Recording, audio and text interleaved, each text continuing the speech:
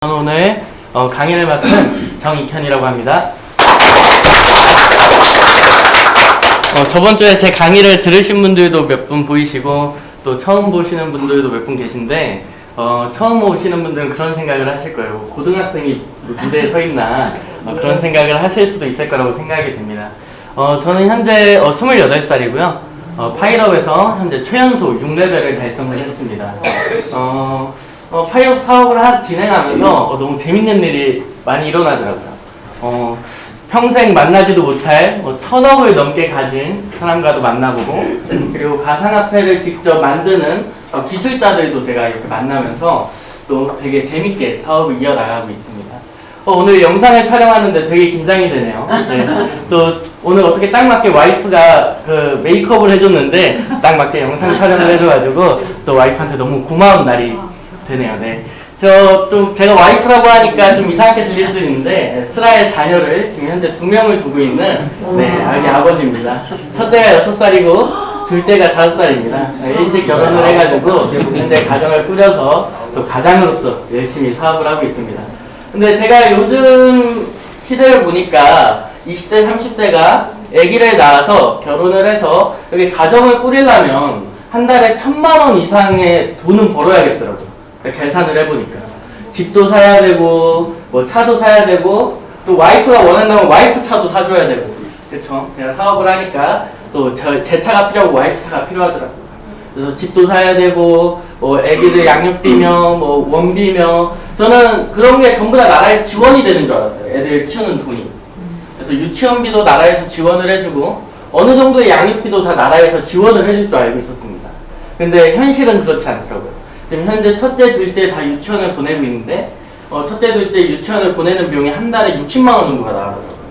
나라에서 지원을 해주기는 해주는데 한 달에 한 10만 원 정도? 이렇게 한 아이당 10만 원 정도 지원을 해주더라고요. 그래서 제가 그런 생각을 합니다. 나는 돈을 진짜 많이 벌어야겠다.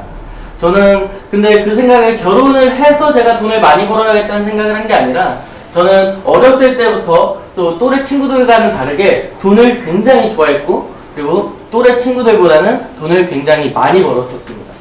저는 18살에 고등학교를 졸업했습니다. 18살에 또래 친구들과는 다르죠. 18살에 고등학교를 졸업해서 18살 때부터 사회생활에 뛰어들어서 일을 하기 시작했습니다. 일을 하는데 제가 그때 당시에는 헤어 디자이너가 꿈이었어요. 그래서 미용실에서 일을 하는데 그때 당시에는 열정페이라 해가지고 하루에 12시간 일해도 한 달에 월급을 80만 원밖에 주지 않았습니다. 그때 당시 제가 타지에 가서 혼자 자취생활을 하고 있는데 월세 내고 핸드폰비 내고 뭐 공과금 내고 또 이제 미용실에서 필요한 재료 같은 거를 또 이제 가발이나 이런 걸 구매하니까 항상 마이너스더라고요. 그래서 항상 부모님한테 전화를 해서 금전적인 도움을 받기도 했고 그렇게 살았던 것 같아요. 18살 때는. 근데 저희 원장님이, 제가 같이 일하는 미용실의 원장님이 제가 안쓰러워 보였는지 저한테 한 가지 제안을 하더라고요. 익현아, 너가 여기 미용실에 있는 제품들을 판매를 하면 여기 판매된 제품의 20%는 너한테 줄게라는 얘기를 합니다. 제가 그 말을 듣고 첫 달에 500만 원치를 팔았어요, 제품을. 그리고 제가 미용실에서 일하는 동안 쭉 판매 1등을 했습니다. 제가 그렇게 미용사에 대한, 헤어 디자이너에 대한 꿈을 키우다가 이 판매의 맛이 들려버린 거예요. 야, 이거 내가 하는 만큼 버는 게 세상에서 가장 행복하구나라는 생각을 하게 됩니다. 그래서 그대로 미용실을 그만두고 영업직에, 영업전선에 뛰어들게 됩니다. 제가 그때 당시에 대구에 살고 있었는데 대구에 살면서 영업직을 시작했어요. 영업직을 시작하고 시작한 지 딱 첫째 딸, 둘째 딸이 신입 영업사원, 그 실적 평가 그런 걸 했었어요. 신입 사원들끼리. 그때 당시에 저랑 경상도 전체에서 평가를 받던 인원이 60명 정도 있었습니다. 그 60명 인원 중에서 제가 1등을 했습니다.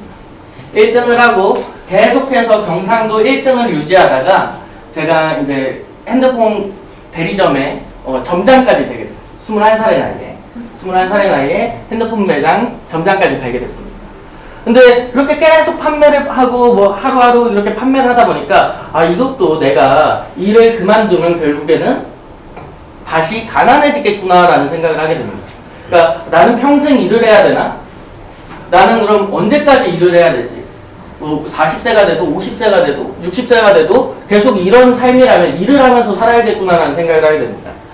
그때 당시에 저희 부모님은 네트워크 마케팅을 하고 계셨는데요. 소위 말하는 다단계죠. 근데 저는 그 네트워크 마케팅에 대한 반감은 없었습니다. 저희 부모님이 네트워크 마케팅을 30년을 하셨어요. 30년을 진행을 하셨고 총 18번의 회사를 옮겨 다녔습니다. 네. 그래서 저는 제가 태어나기 전부터 아버지 어머니는 네트워크 마케팅을 하고 계셨던 거예요. 그래서 저는 어머니 뱃속에 있을 때부터 네트워크 제품으로 이렇게 부모님들이 임신하면 유산균도 먹고 오메가3도 먹고 여러 가지 제품을 먹잖아요. 저는 뱃속에 있을 때부터 태생 네트워크인이었어요.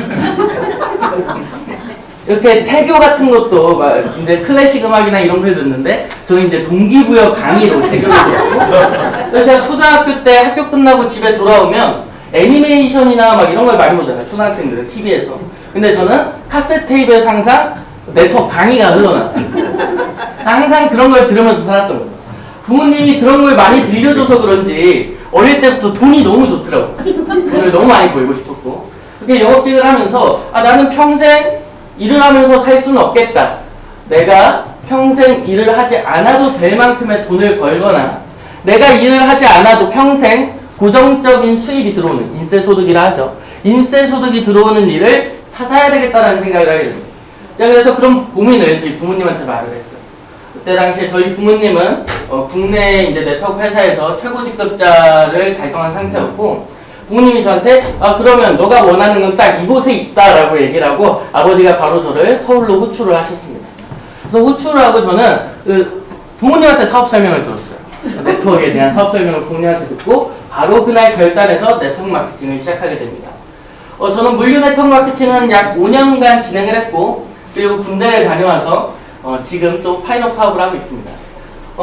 저희 부모님이 네트워크 마케팅을 하면서 최근 7년간 벌어들인 소득이 110억 정도 됐다고요. 네, 110억 정도 되고 여기서 네트워크를 오래 하셨던 분이라면 저희 부모님의 이름을 들으면 아실 분들도 있을 거예요. 네, 혹시 정찬호 선생님이라고 들어보셨나요? 네, 저희 아버지 되시는 분입니다. 네, 직후배 정찬호 사장님이 저희 아버지 되시는 분이고 근데 왜 아빠는 물류를 하고 아들은 여기 와서 코인을 하고 있냐라는 얘기를 많이 하시더라고요. 제가 물류 네트워크에서 5년간 진행하면서 너무 힘들었습니다. 나는 판매를 잘하고 나는 영업을 잘하는데 네트워크 마케팅은 내가 생각했던 영업과는 너무나 반대였어요. 영업이라기보다는 사업의 색깔이 더 강했던 거죠. 저는 너무 건강하고 피부도 좋은 20대인데 여기 40대, 50대 사장님들한테 가서 건강기능식품을 소개하는데 그게 너무 어려운 거예요. 이제 그때 당시에 이제 인삼 막 그런 제품이 있었어요. 홍삼 그런 제품이죠.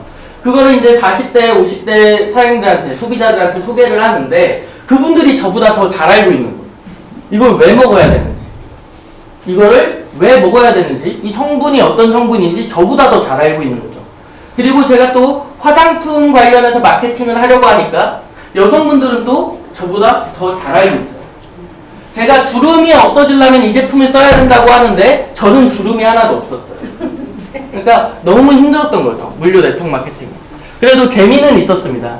그렇게 저는 어렸을 때부터 또 코인을 좋아했고 코인 네트워크가 또 따로 존재한다는 사실은 알고 있었어요. 근데 저희 부모님이 완전 극구 물류파라서 전통 네트워크만이 답이다 라고 주장을 하셨어요. 그래서 코인은 아예 들여다볼 생각도 하지 마라 라고 얘기를 하더라고요. 그래서 저는 그동안 한 10년 넘는 기간 동안 테헤란로에서 코인 네트워크 마케팅, 채굴 네트워크 마케팅이 성행한다는 사실은 알고 있었고 저도 하고 싶었지만 제 마음에 드는 코인은 하나도 없더라고요. 만약에 제가 나이가 좀 더 있었다면 비트코인 채굴 마케팅을 진행했을 때 2013년도에 비트코인 채굴 마케팅을 진행했었어요. 테헤란에서. 그때 당시에 저는 너무 어렸습니다. 18살이었어요. 그래서 아예 바라볼 생각조차 하지 않았죠. 그리고 저한테 들어온 정보도 없었습니다. 이더리움 채굴 마케팅을 진행한 때가 2015년도인데 그때도 제가 너무 어렸기 때문에 저한테는 큰 기회는 없었습니다. 그렇게 세월이 계속 지나가고 제 마음에 드는 코인이 하나도 나오지가 않는 거예요. 근데 또 제가 이번에 알레오라는 정보를 듣게 되고 이거는 내가 안 하면 바보다. 이거를 내가 이 기회를 놓친다면 비트코인 때 잡지 못했던 기회, 이더리움 때 잡지 못했던 기회를 또 놓치겠구나라는 생각을 했습니다. 그래서 제가 오늘 느꼈던 알레오와 이 알레오를 채굴한다면 대체 어느 회사에서 해야 되나? 그래서 오늘 파일업에 대한 강의를 진행하도록 하겠습니다. 제가 참 좋아하는 분인데요. 빌 게이츠입니다. 빌 게이츠가 이런 말을 했습니다. 당신은 부자인가? 혹시 여기서 부자이신 분 계세요? 네, 부자셨다면 아마 제 강의를 듣고 있지 않았겠죠. 그래서 빌 게이츠가 이런 얘기를 합니다. 당신은 부자인가? 근데 당신 나이가 40대가 되지 않았다면 그것은 당신 잘못이 아니다. 근데 당신 나이가 40세가 넘었는데도 부자가 아니라면 그것은 오로지 당신 잘못이라고 얘기를 하고 있습니다. 그래서 저는 죄를 짓고 싶지 않기 때문에 40세가 되기 전까지 큰 돈을 한번 벌어보려고 합니다. 그래서 제가 큰 돈을 벌 수 있는 일이 대체 뭐가 있을까 이렇게 생각을 하는데 요즘 20대, 30대한테 이런 신조어가 많이 나오더라고요. 그래서 요즘 MZ세대가 이제 말을 줄여서 많이 얘기하잖아요. 그래서 코주브라는 얘기를 많이 하는데 혹시 이 코주브라는 얘기 들어보신 분 계실까요? 코인 네, 맞습니다. 자, 20대, 30대는 코인, 주식, 부동산이 아니면 돈을 벌 수 없다라는 뜻을 가지고 이 코주브. 근데 제가 이 코주브라는 얘기를 처음 들었을 때 그냥 이런 건 줄 알았어요. 옛날에 할머니 집에 가면 코주브 화투가 있었고 그 다음에 뭐 코주브 안경 또는 뭐 코주브 원숭이 뭐 이런 거를 많이 상상하시잖아요. 근데 요즘 20대, 30대가 코인, 주식, 부동산이 아니면 절대로 부자가 될 수 없다라는 얘기를 합니다. 제가 이 얘기를 듣고 이 코인과 주식과 부동산에 대해 알아보기 시작합니다. 나는 대체 어떤 걸로 부자가 돼야 될까? 코인이냐, 주식이냐, 부동산이냐? 나는 대체 무엇으로 부자가 돼야 될까라는 생각을 하게 됩니다. 근데 요즘 이 코주브뿐만이 아니라 코주브 뒤에 사라는 말이 하나 더 붙었어요. 코주브 사라고 합니다. 이 사는 대체 뭘까요? 많은 분들이 사업이라고 생각하실 수도 있어요. 근데 이 사는 사기입니다. 사기.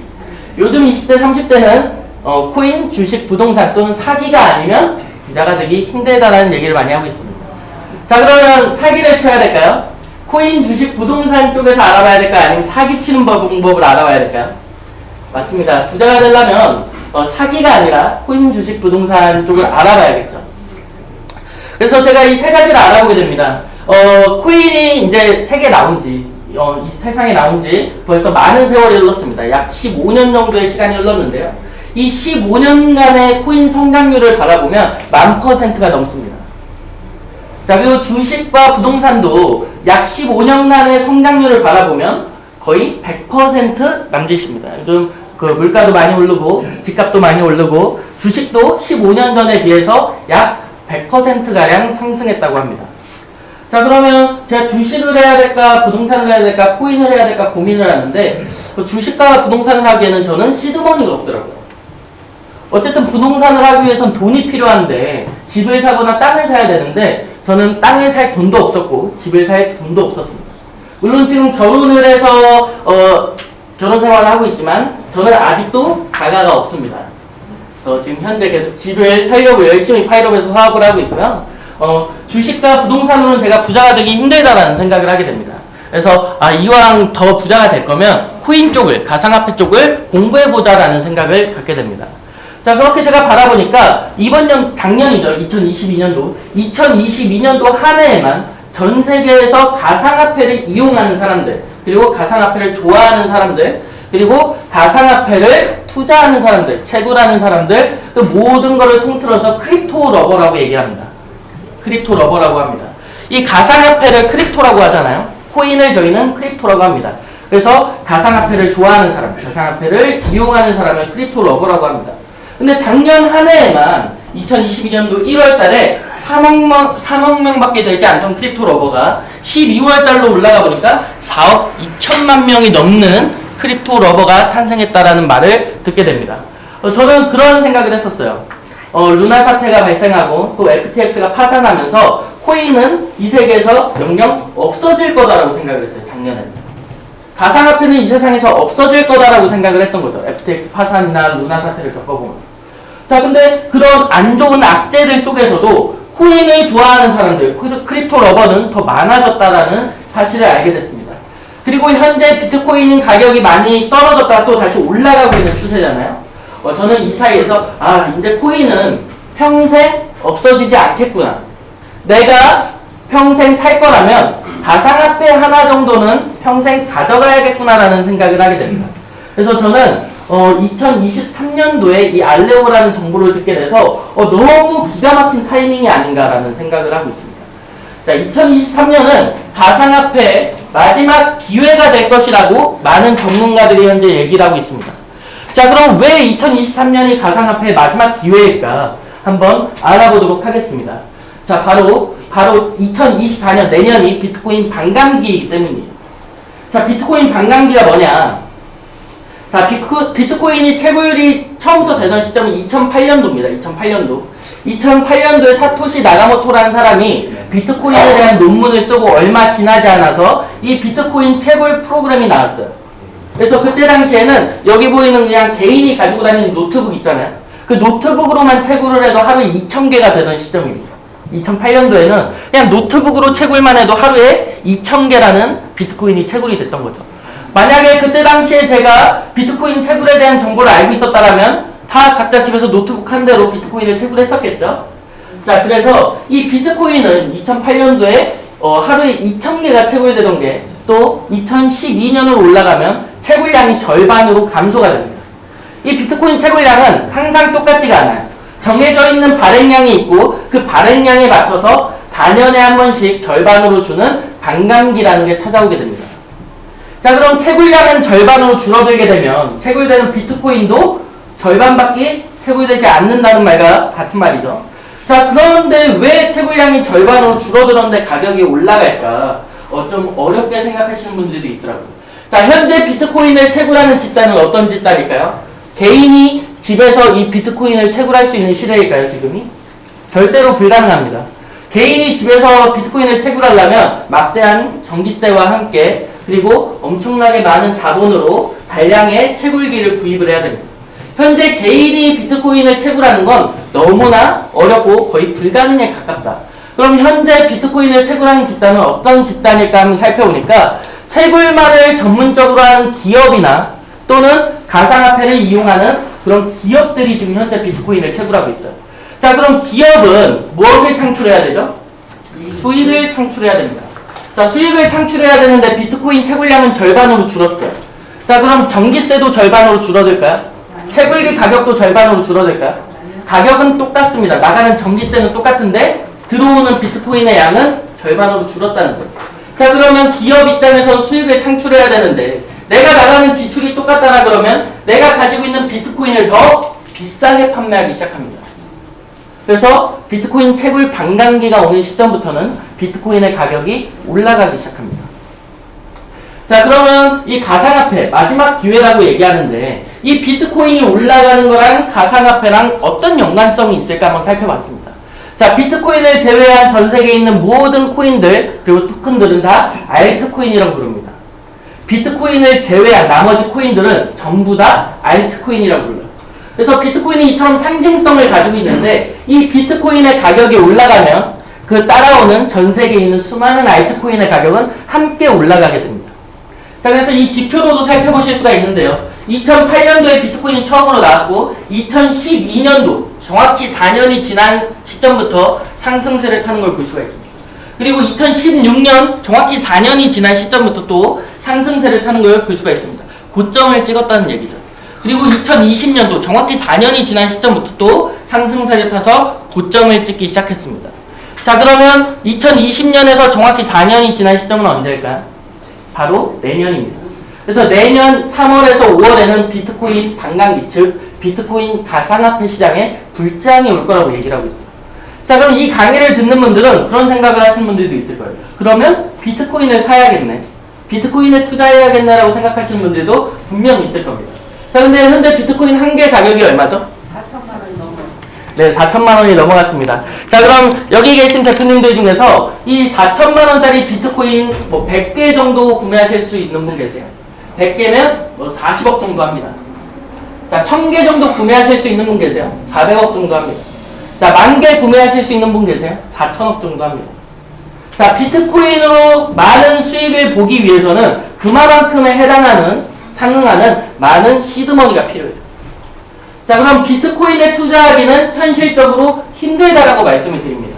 자, 그러면 저희는 어떤 코인에 투자를 해야 될까요? 어떤 코인을 사야 될까요? 어떤 코인을 채굴해야 될까요? 제가 오늘 바로 소개해드릴 코인이 바로 알레오 코인이라는 코인입니다. 자, 저희가 투자를 하기 위해서는 첫 번째로 기술적으로 인정을 받은 코인에 투자를 해야 됩니다. 그리고 가치로 인정을 받은 코인에 투자를 해야 됩니다. 그리고 수많은 기업들의 투자를 받은 코인에 투자를 해야 됩니다. 이 세 가지 조건이 완벽하게 들어맞는 코인에 투자를 해야 되는 거예요. 그쵸? 제가 엊그저께 참 되게 깜짝 놀랄만한 기사를 읽었어요. 시가총액 전 세계 16위를 달리고 있는 트론이라는 코인이 상장 폐지의 위기를 맞고 있대요. 이 트론이라는 코인은 전 세계 사람들이 지금 현재 거의 가상화폐 시장에서 화폐처럼 사용하고 있을 정도로 전송 속도가 빠른 그런 기술을 가지고 있습니다. 근데 그런 코인이 지금 현재 상장 폐지의 위기를 맞고 있다는 거예요. 근데 그 트론 기술을 좀 더 깊게 알아보면 트론은 전송 속도가 빠르다라는 그런 장점은 있지만 실제로 그에 상응하는 아무런 기술도 없습니다. 그래서 첫 번째로 기술로서 인정을 받은 상용될 수 있는 기술을 가진 코인에 투자를 해야 된다는 거예요. 두 번째, 그 다음에 가치로서 또 인정을 받은 코인에 투자를 해야겠죠. 그래서 제가 오늘 어떤 코인에 투자해야 될까? 물론 알레오 코인에 투자를 해야겠죠. 그래서 이 알레오 코인을 확실하게 오늘 알기 위해서는 가상화폐가 어떤 건지 간단하게 한번 짚고 가도록 하겠습니다. 저희 가상화폐 하면 제가 코인을 잘 모르시는 분한테 혹시 가상화폐를 알고 계신가요? 라고 물어보면 대부분 다 똑같은 대답을 합니다. 비트코인이나 또는 이더리움을 얘기하죠. 자, 근데 이 가상화폐는 크게 두 가지 틀로 나눠볼 수 있습니다. 코인이랑 토큰으로 나눌 수 있는데요. 이 가상화폐를 잘 모르는 분께서는 토큰도 그냥 코인이고 그냥 코인도 코인이라고 생각하시는 분들, 다 똑같은 코인이다라고 생각하시는 분들도 있습니다. 자, 근데 이 코인과 토큰에는요 엄청나게 큰 차이점이 있습니다. 바로 메인넷이 있고 없고의 차이점이 있다는 거죠. 자, 그럼 이 메인넷은 뭘까요? 이 메인넷은 간단하게 설명을 드리겠습니다. 코인을 자체적으로 생산할 수 있는 본인들만의 서버망을 가지고 있는가, 코인을 자체적으로 유통할 수 있는 본인들만의 플랫폼을 가지고 있는가, 이 차이에 따라서 메인넷이 있고 없고의 차이로 나눠지는 거예요. 토큰은 본인들이 코인을 자체적으로 생산해낼 수 있는, 그리고 자체적으로 채굴을 할 수 있는, 자체적으로 유통할 수 있는 메인넷을 가지고 있지 않습니다. 자, 그럼 토큰은 대체 어떻게 만들까 해서 살펴보니까 이 토큰은요 메인넷을 가진 코인의 서버를 빌려서 만듭니다. 본인들이 메인넷이 없기 때문에 메인넷을 가진 코인의 메인넷을 빌려서 만든다는 거죠. 그래서 저희가 자주 얘기하는 이더리움 기반으로 만들었다, 뭐 트론 기반의 코인이다, 뭐 BNB, 뭐 여러 가지 네트워크를 가진 그런 메인넷을 가진 코인들의 그 기반으로 만들었다 해서 그거는 토큰이라고 불러줍니다. 근데 토큰을 코인이라고 해서는 안 돼요. 이거는 확실하게 토큰은 토큰이라고 사전적 의미가 있습니다. 그래서 코인과 토큰은 다르다. 자, 그럼 이 토큰은 코인이 될 수 없을까요? 토큰도 코인이 될 수 있습니다. 이 토큰이 처음엔 누군가의 메인넷을 빌려서 만들었지만 본인들이 연구하고 개발해서 본인들만의 자체적인 메인넷을 만들게 된다라 그러면 이 토큰도 코인으로 승격을 하게 됩니다. 근데 실제로 그 표현은 승격이라는 말을 써요. 근데 이 승격이라는 말은 무슨 말일까요? 격이 올라갔다라는 얘기예요. 이처럼 코인과 토큰은 격이 다르다라는 걸 알 수가 있습니다. 자, 그럼 저희가 토큰을 많이 가지고 있는 게 좋을까요? 코인을 많이 가지고 있는 게 좋을까요? 당연히 코인이 더 토큰보다 좋다라는 걸 알고 계셔야 됩니다. 자, 그럼 이 메인넷이 있는 코인 중에서도 이렇게 불리는 것들이 있어요. 기술 코인이다. 기술을 가지고 있는 코인이다. 자체적으로 어떤 전 세계에서 뭔가 상용할 수 있는 기술을 가진 코인이다. 이런 얘기를 많이 들어보셨을 거예요. 그래서 제가 오늘 여러분들한테 총 4가지의 기술 코인에 대해 설명해 드리고 마지막으로 알레오에 대해 설명을 해 드릴 거예요. 자, 첫 번째 비트코인, 그 다음에 G캐시, 제로코인이라도 불리는 G캐시, 그리고 이더리움, 솔라나, 이 4가지의 코인에 대해서 설명을 해 드릴 겁니다. 왜 알레오 사업 설명 들으러 왔는데 이 4개를 들어야 되지? 라고 생각하시는 분들도 계실 거예요. 이 4가지 코인의 기술을 완벽하게 숙지하신다 그러면 알레오를 이해하시는데 200%, 300%의 도움이 되실 거라서 제가 오늘 이 4가지 코인의 기술에 대해 설명해 드리려고 합니다. 자, 근데 코인과 토큰, 그리고 그 안에 나눠지는 기술 코인, 가상화폐는 되게 많아요. 근데 그 안에 발행 토큰이라고 불리는 것도 있습니다. 다 한 번씩 들어보셨을까요? 저 발행 토큰은요, 제가 지금 집에 가서 만들어내도 10억 개, 20억 개를 1시간이면 만들어냅니다. 그냥 누구나 컴퓨터적인 기술을 가지고 있다 그러면 누구나 만들어낼 수 있는 게 발행 토큰이에요.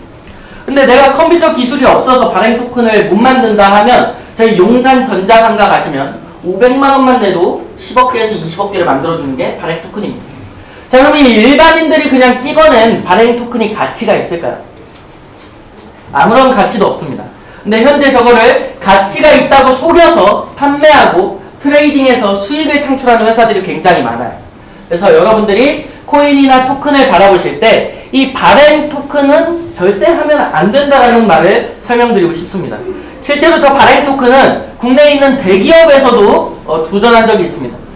대기업에서도 저 발행 토큰을 만들어서 본인들만의 생태계를 구축했다라는 얘기를 하면서 판매를 했던 적이 있어요. 근데 그 대기업에서 만들어낸 발행 토큰조차 휴지 쪼가리가 됐습니다. 자, 그러면 일반 사람이나 개인이 만들어낸 발행 토큰이나 또는 마케팅 회사에서 만들어낸 대량으로 찍어낸 저 발행 토큰이 가치가 있을까요?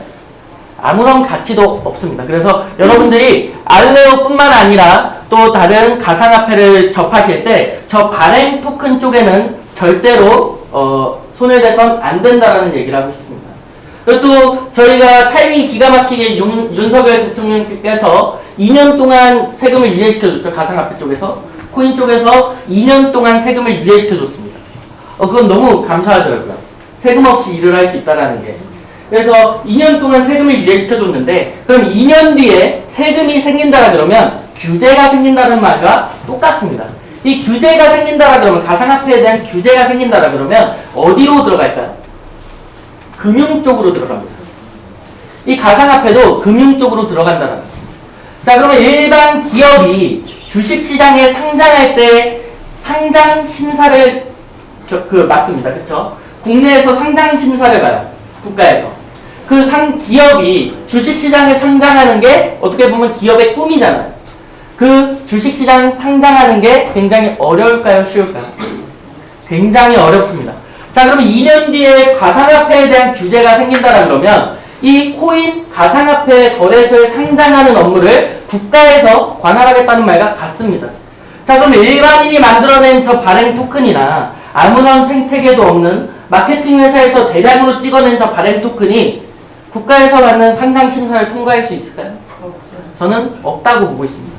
그럼 앞으로 2년 뒤에는 국내에서 수많은 발행 토큰은 상장 폐지나 또는 다 없어지게 될 거라는 겁니다.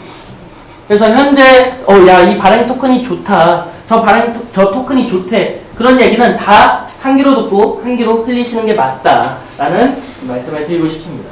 그래서 오늘 이 네 가지 기술 코인에 대해 알아볼 건데 참 아이러니하게도 비트코인은 아무런 기술도 없습니다. 근데 제가 아까 설명드렸듯이 이 비트코인은 시장 가격을 형성하는 지대한 역할을 하고 있습니다. 영향을 끼치고 있어요. 거래소에 있는 수많은 알트코인의 가격을 형성하는 그리고 결정하는 아주 중요한 역할을 하고 있다는 거예요. 자, 코스피 지수가 올라가면 국내에 있는 웬만한 주식들은 다 가격이 올라가게 되어 있습니다. 자, 나스닥 증시가 올라가요. 그러면 해외에 있는 미국에 있는 주가들은 다 올라가게 되어 있습니다. 그런 역할을 비트코인이 하고 있는 거예요. 비트코인의 가격이 올라가면 수많은 알트코인의 가격이 올라가고 그리고 비트코인의 가격이 떨어지면 수많은 알트코인의 가격이 떨어지게 돼 있다는 거예요. 그래서 비트코인은 아무런 기술도 없지만 시장 가격을 형성하는 아주 중요한 역할을 하고 있다. 자, 그리고 두 번째로 이더리움이라는 코인의 기술입니다. 자, 이더리움 코인에 대한 기술을 굉장히 어렵게 생각하시는 분들이 많아요. 스마트 컨트랙트다, 스마트 계약이다, 그리고 또는 이 이더리움으로 NFC를 만들었다, 디파이, 디앱, 막 이런 식으로 되게 어렵게 얘기하시는 분들이 많은데 오늘 제가 그냥 되게 간단하게 설명을 드릴게요. 이 이더리움의 기술은 그냥 프로그래밍이다. 자, 국내에서 컴퓨터로 무언가 프로그래밍을 하는 직업을 가진 사람들을 저희는 프로그래머라고 부르죠. 게임을 만드는 사람은 게임 프로그래머입니다. 그리고 웹사이트를 만드는 웹 개발자는 웹 프로그래머입니다. 그리고 어플을 만드는 어플 개발자는 어플 프로그래머가 되겠죠. 그러니까 이 프로그래밍은요, 컴퓨터로 만들 수 있는 모든 것을 만들 수 있다는 뜻을 가지고 있는 거예요. 컴퓨터 분야에서 어디로든 확장할 수 있는 확장성을 가지고 있다. 게임이면 게임, 웹사이트면 웹사이트, 어플리케이션이면 어플리케이션, 그런 수많은 종목 분야로 확장할 수 있는 확장성을 가지고 있다. 자, 그럼 이더리움으로 어떤 것들을 프로그래밍 할 수 있나 한번 살펴보도록 하겠습니다. 자, 첫 번째로 웹사이트를 만들 수가 있습니다. 그리고 두 번째로 어플도 만들 수 있습니다. 자, 이더리움 기반으로 만들어진 어플을 저희는 DApp이라고 부르는 거예요. 그러니까 지금까지 DApp이라는 얘기는 많이 들었는데 대체 그게 뭘까라고 생각하시는 분들 많을 거거든요. 그냥 이더리움 기반으로 만든 어플을 DApp이라고 말합니다. 저희가 핸드폰에서 어플리케이션 다운받을 때 구글 스토어나 플레이 스토어나 또는 앱 스토어에서 다운을 받잖아요. 거기서 다운받은 어플들을 또 사용을 하시죠. 근데 이더리움 기반으로 만든 어플들을 다 DApp이라 하고 이 DApp 스토어가 또 따로 있습니다. 그래서 이더리움 기반으로는 어플도 만들 수 있다. 그리고 세 번째로 지금 굉장히 상행하는 NFT 기술도 이 이더리움으로 만들 수 있습니다. 자, 그리고 게임도 이 이더리움으로 만들 수 있습니다. 그리고 1년에 수만 개의 코인이 나오고 수만 개의 코인이 없어지는데 그 만들어지고 없어지는 코인의 80%가 이더리움으로 만들었습니다.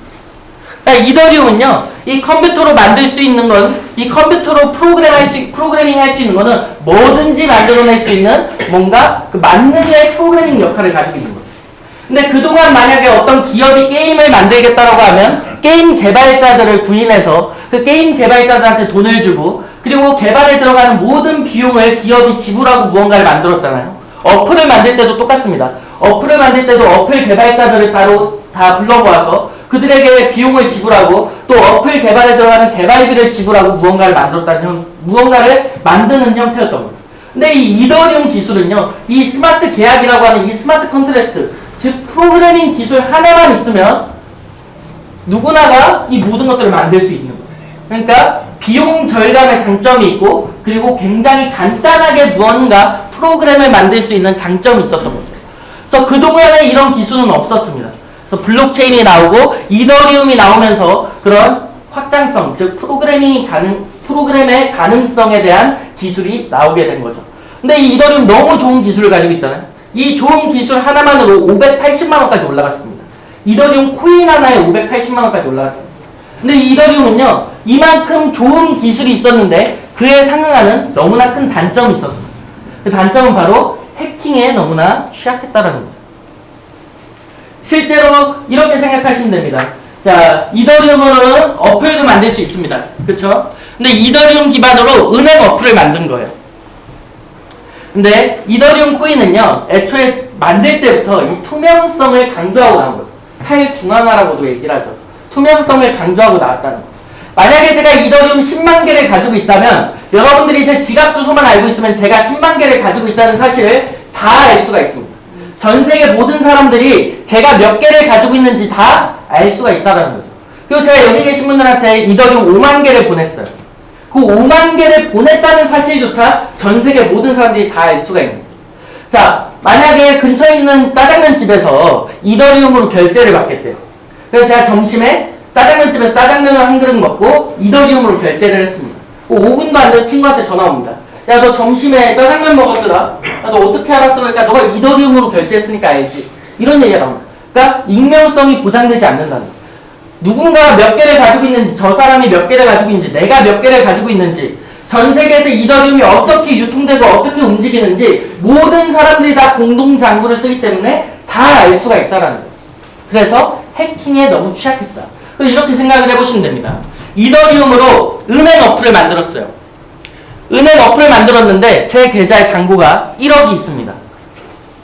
자, 제가 제 잔고에 이더리움 기반으로 만든 은행 어플 잔고에 1억이 있다는 사실을 전 세계 모든 사람들이 다 투명하게 알 수 있다는 것과 같아요. 그래서 실제로 기업은요, 이렇게 좋은 프로그래밍 기술이 있는데도 사용하지 않고 있습니다. 왜냐하면 너무나 투명하기 때문에 개인정보 유출 사고도 많이 일어나고 그 다음에 해킹 사건도 너무나 많이 일어나기 때문입니다. 그래서 제가 기사를 몇 가지 가져왔습니다. 실제로 이더리움 해킹 사건에 대한 수많은 기사를 볼 수가 있습니다. 자, 북한 해킹으로 이더리움 가장 많이 빼돌렸다. 지금 현재 북한이 가장 좋아하는 코인이 이더리움입니다. 엄청나게 많은 양의 이더리움을 빼돌렸습니다. 거의 조 단위가 넘어가요.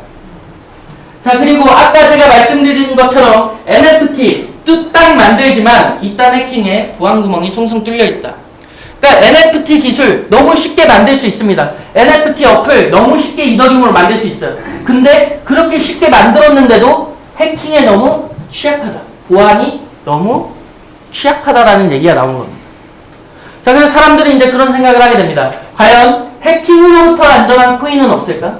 저 사람이 몇 개를 가지고 있는지, 내가 몇 개를 가지고 있는지, 내가 몇 개를 보냈는지, 내가 몇 개를 받았는지 그런 익명성이 보장되는 코인은 없을까? 그런 상상을 하게 된 거죠. 그렇게 2016년도에 Gcash라는 이 영지식 증명 기술을 가진 익명성을 보장해주는 코인이 전 세계에서 최초로 나오게 됩니다. 이 영지식 증명 기술은요, 정말 어렵게 생각하실 필요가 없습니다. 이 영지식 증명에 대한 논문이 1980년도에 미국에서 작성이 됐습니다. 자, 근데 한국말은 앞에서부터 뒤로 말하고 영어는 또 반대로 돼 있잖아요. 어순이. 한국말과 영어의 어순은 반대로 돼 있습니다. 그래서 반대로 읽으시면 됩니다. 무언가를 증명할 지식이 0개다. 무언가를 증명할 지식이 없다. 자, 그럼 이 말은 이렇게 이해하시면 돼요. 내가 Gcash를 몇 개 가지고 있는지 증명할 지식이 없다. 내가 Gcash를 몇 개 보냈는지 증명할 지식이 없다. 내가 Gcash를 몇 개 받았는지 증명할 지식이 없다. 그래서 이 영지식 증명 기반으로 만들어진 코인들은요, 이처럼 이 영지식 증명 기술 하나만으로 익명성이 보장되고 해킹에 굉장히 안전한, 그리고 해킹이 불가능한 코인이 나왔다는 거예요. 그래서 이 Gcash도요, 이 영지식 증명 기반 하나, 그냥 익명성을 보장해준다, 해킹을 당하지 않는다라는 기술 하나로 350만원 정도의 가격까지 올라갔습니다. 그러니까 정말 대단한 기술이죠. 이 영지식 증명 좀 더 깊게 알아보면 이렇게 적혀 있습니다. 증명을 해야 하는 사람이 증명에 대한 과정을 밝히지 않고 검증을 하는 사람에게 결과만 바람으로써 증명하는 암호화 프로토콜이라고 적혀 있습니다. 이 영지식 증명은요, 비단 가상화폐에만 쓰이고 있지는 않습니다. 가상화폐에도 이제 사용이 되는 거고요. Gcash나 제가 소개해드릴 알레오 코인과 같이 가상화폐에서도 기술로 사용되지만 지금 현재 사회 분야에서, 블록체인 분야에서 수많은 분야에서 기술로 사용하고 있습니다.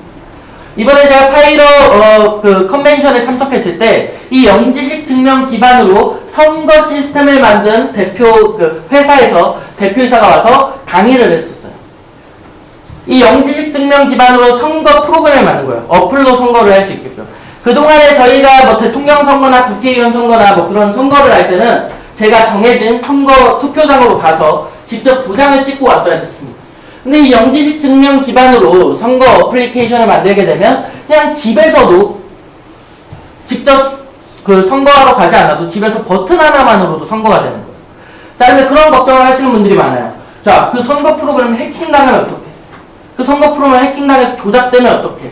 근데 영지식 증명 기반으로 만들어졌기 때문에 해킹에서 안전하다라는 거죠. 그래서 이처럼 영지식 증명 기술은요, 비단 선거 가상화폐만 쓰이는 게 아니라 지금 현재 은행권, 그 다음에 증권회사, 그 다음 투자, 주식 이쪽 분야에서도 지금 현재 개발하고 있습니다. 이 영지식 증명 기반으로 무언가를 만들게 되면 절대로 해킹에서 안전하게 되는 거예요. 그래서 Gcash가 그런 영지식 증명 기술을 가지고 나왔는데 너무 큰 단점이 있었습니다. 이 Gcash는요, 이더리움처럼 무언가를 만드는 건 불가능했습니다. 그러니까 프로그래밍은 불가능했다는 거죠. 그냥 서로 주고받는 기술만 있었던 거예요. 근데 그 주고받는 기술에서 익명성만 보장되는 기술을 가지고 있었던 거죠. 영지식 증명 기술만. 그러니까 사람들은 선택을 해야 되는 거예요. 프로그래밍을 할 수 있는 이더리움이냐. 근데 얘를 선택하면 해킹을 당할 수가 있어요. 근데 해킹을 당하지 않는 Gcash를 선택하면 프로그래밍을 할 수가 없는 거예요. 그래서 이 두 가지 기술 중에 하나만 선택할 수밖에 없었습니다.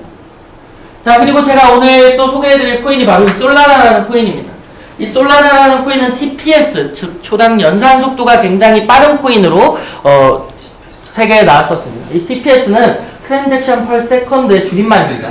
이 초당 연산 속도, 참 어렵게 생각하지 마시고 그냥 초당 전송 속도라고 생각하시면 돼요. 내가 누군가에게 이 코인을 보낼 때 전송되는 속도라고 생각하시면 되는 거예요. 근데 그간 나왔던 코인들은요, 너무 느렸어요. 전송 속도가. 특히 비트코인은 제가 오늘 보내면 내일 도착할지, 몇 시간 뒤 도착할지 아무도 몰랐던 거죠. 그리고 2008년도에 사토시 나카모토라는 사람이 비트코인을 만들면서 논문에 이렇게 적혀 있습니다. 가상 공간에서 실제로 화폐처럼 사용이 가능한 그런 가상 화폐를 만들겠다라는 얘기가 논문에 담겨져 있습니다. 근데 전 세계 사람들이 이 너무 느린 코인들을 서로 주고받으면 서로가 언제 도착할지, 이게 언제 결제가 될지 아무도 모른다는 거예요. 너무 느려서. 근데 이 솔라나가요, 기존의 코인과는 다르게 굉장히 빠른 속도로 나왔습니다. 근데 이 솔라나는요, 빠른 거 말고는 다른 기술은 없습니다. 근데 그 빠르다라는 기술 하나만으로 가격이 20배가 올라갔어요. 20배가. 그러니까 그 기존의 가상화폐는요, 프로그래밍 가능성 또는 익명성이 보장되는 영지식 증명 기술, 그리고 세 번째, 속도가 빠르거나, 이 세 가지가 가상화폐의 핵심 기술이 돼버린 거예요. 근데 이 세 가지 기술, 지금 보이시는 세 가지 기술, 지캐시가 352만원까지 올라갔고요. 이더리움이 580만원까지 올라갔고, 솔라나가 만원대에 출시해서 상장돼서 26만원까지 올랐습니다. 20배가 올랐다는 거죠. 그러니까 사람들은 그동안 그냥 이 기술 하나씩밖에 선택할 수 없었던 거예요. 그래서 그런 생각을 하게 되죠. 그냥 이 세 가지 기술을 합칠 수는 없을까? 자, 이 세 가지 가격이 합쳐진다 생각해보세요. 이 세 가지의 가치가 합쳐진다 생각해보세요. 이 세 가지의 기술이 합쳐진다고 생각을 해보세요. 대체 얼마까지 올라갈까? 대체 어떤 기술을 가지고 어떤 가치까지 상승할까 상상을 해보시오. 근데 이 세 가지 기술이 합쳐진 코인이 바로 알레오 코인입니다. 이 알레오 코인은요, 영지식 증명 기술로 만들었기 때문에 익명성이 보장이 됩니다. 자, 근데 지캐시는 영지식 증명이 있었지만 프로그래밍은 불가능했습니다. 근데 이 알레오는요, 이더리움처럼 프로그래밍도 가능합니다. 스마트 컨트랙트가 가능하다는 거죠. 스마트 계약이 가능하다. 이 알레오를 통해서도 무언가를 만들 수가 있다. 자, 그럼 무엇을 만들 수 있을까? 한번 살펴보겠습니다. 똑같습니다. 이더리움과 똑같이 이 수많은 것들을 다 만들 수가 있습니다. 자, 근데 반면 이더리움은 만들 수는 있는데 해킹에 굉장히 취약한 단점이 있었습니다. 근데 이 알레오는요, 영지식 증명 기반으로 만들어졌기 때문에 해킹에서 절대적인 방어가 가능합니다. 그러니까 이더리움보다 더 진보된 기술을 가지고 세상에 나왔다는 거죠. 근데 이 알레오는요, 이 두 가지 기술이 합쳐진 것뿐만 아니라 속도면에서도 굉장히 빠른 속도를 가지고 있었습니다. 자, 이 비트코인은 7이라고 적혀 있습니다. 초당 전송 속도 TPS가 7번밖에 안 된다는 거예요. 그러니까 초당 전송할 수 있는 속도가 7번밖에 안 된다는 거죠. 근데 가상 공간에서 저 비트코인을 기축통화로 쓰겠대요, 만약에. 그래서 동시에 10만 명, 100만 명, 1000만 명이 동시에 비트코인을 전송했어요. 자, 그럼 마지막에 보낸 사람 거는 언제 도착할까요? 1000만 명이 동시에 보낸다라 그러면 마지막에 보낸 사람은 대체 언제 도착할지 모르는 거예요. 자, 그렇게 이더리움이 프로그래밍 가능성으로 굉장히 좋은 기술을 가지고 나왔는데 얘도 TPS는 20번밖에 안 됩니다. 초당 전송할 수 있는 속도는 20번밖에 안 된다는 거죠. 자, 이렇게 생각하시면 됩니다. 자, 쿠팡에서 비트코인을 결제 수단으로 받겠대요. 자, 근데 쿠팡이 자랑하는 건 뭐죠? 빠른 배송입니다. 그쵸? 자, 쿠팡에서 제가 애기 기저귀를 주문했어요. 당장 똥을 갈아줘야 돼. 내일부터 기저귀를 갈아줘야 돼. 그래서 쿠팡으로 기저귀를 주문했어요. 비트코인으로 결제를 했습니다. 근데 다음 달이 돼도 안 와요. 그 다음 달이 돼도 안 와요. 일주일이 지나도 안 옵니다. 결제 속도가 너무 느려가지고 언제 결제 완료가 될지 모른다는 거예요. 그것과 똑같다. 초당 전송 속도가 굉장히 느리기 때문에 이 비트코인으로 무언가 결제를 받거나 또는 이 비트코인이 가상 공간에서 기축통화로 되게 된다면 서로가 보내도 너무 느리게 도착한다는 거예요. 자, 지금 현재 은행 어플에서 누군가한테 계좌 이체를 한다 그러면 몇 초 만에 도착하죠? 1초도 안 걸립니다. 0.1초도 안, 그냥 순식간에 보내집니다. 자, 근데 비트코인을 보냈어요. 언제 도착할지 아무도 몇 시간이 지나도 모른다는 거예요. 그래서 이 TPS는요, 가상화폐에서 가장 중요한 포인트이기도 합니다. 핵심 기술이기도 하고요. 그래서 7번이라는 전송 속도를 가지고 나왔고, 이더리움 기술은 너무 좋지만 20번밖에 안 됐습니다. 근데 우리가 공용으로 다 신용카드 사용하시는 분들 중에서 비자카드 사용하시는 분들도 있을 거예요. 자, 비자카드 해외에서 사용하시는데 불편한가요? 결제가 안 되던가요? 느리던가요? 최소 24,000번이라는 속도는 가지고 있어야 됩니다. 근데 솔라나가 65,000번이라는 TPS를 가지고 세상에 나와서 가격이 20배나 올랐습니다. 속도가 빠르다는 이유 하나만으로 20배가 올랐던 겁니다. 그럼 대체 알레오는 얼만큼의 속도를 가지고 있을까? 좀 살펴보도록 하겠습니다. 이 알레오는 50억 번이라는 속도를 가지고 있습니다. 실제로 뉴스 기사에도 나왔습니다. 자, 블록체인 투데이라는 뉴스에 나왔고요. 알레오 초당 처리 속도 50억 TPS를 돌파했다. 물론 이 50억 TPS는 꾸준하게 유지되는 속도는 아닙니다. 최고 속도 50억을 찍었다라는 얘기예요. 근데 최고 속도 50억을 찍은 코인이 대체 평균 속도를 얼마나 유지할까 한번 상상을 해보시라는 거예요. 이 50억이라는 속도 되게 실감이 안 나시겠지만 이렇게 이해하시면 편해요. 만약에 우주정거장에서 저희 삼촌이 우주인으로 근무를 하고 있어요. 우주정거장에서. 자, 삼촌한테 전화해서 비트코인 1개만 보내달라고 얘기를 합니다. 삼촌이 우주정거장에서 저한테, 지구에 있는 저한테 비트코인 1개를 보낸 거예요. 언제 도착할까요? 자, 1년이 지나도 안 옵니다. 10년이 지나도 안 와요. 30년 뒤에 올까 말까 하는 거예요. 저는 계속 삼촌한테 저 왜 안 보내냐고. 아, 여기는 보냈다 그러고 저는 못 받았다 그러고. 그만큼 초당 전송 속도는 중요한 건데 이 50억이라는 TPS를 가지고 있는 알레오 코인은요, 우주정거장에서 지구로 보내도 1초 만에 도착하는 속도입니다. 그 정도의 속도라고 보시면 돼요. 그간 가상화폐 시장에서 볼 수 없었던 최고의 속도를 가지고 있다.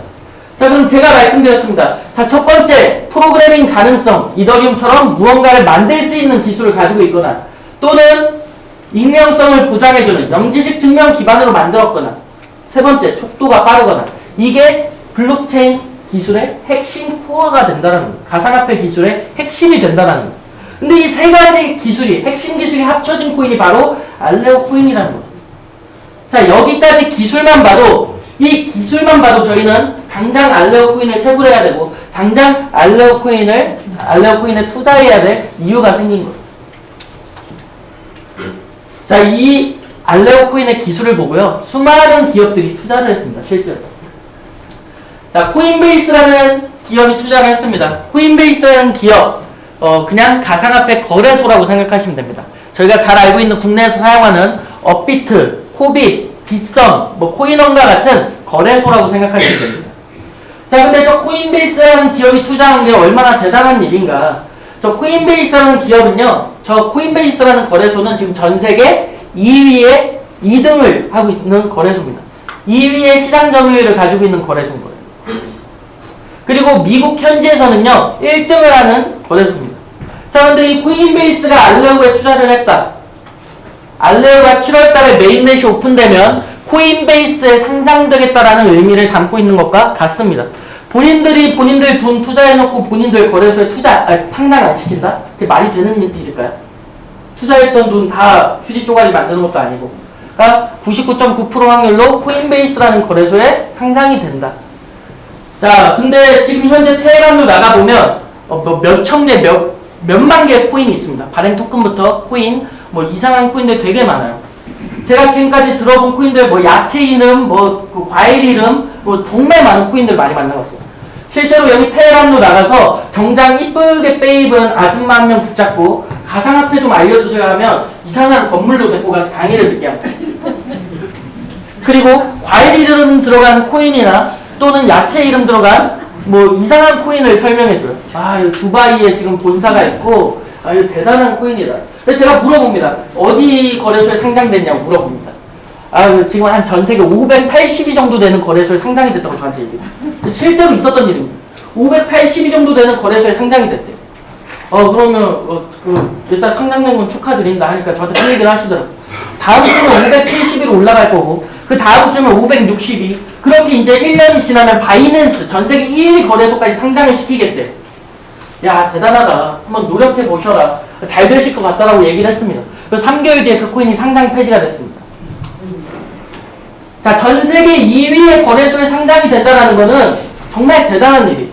웬만한 코인이나 토큰들이 다 전 세계 100위권 밖, 200위권 밖, 이름도 모르는 거래소에 상장되곤 합니다. 근데 그 코인들과는 시작부터가 다르다.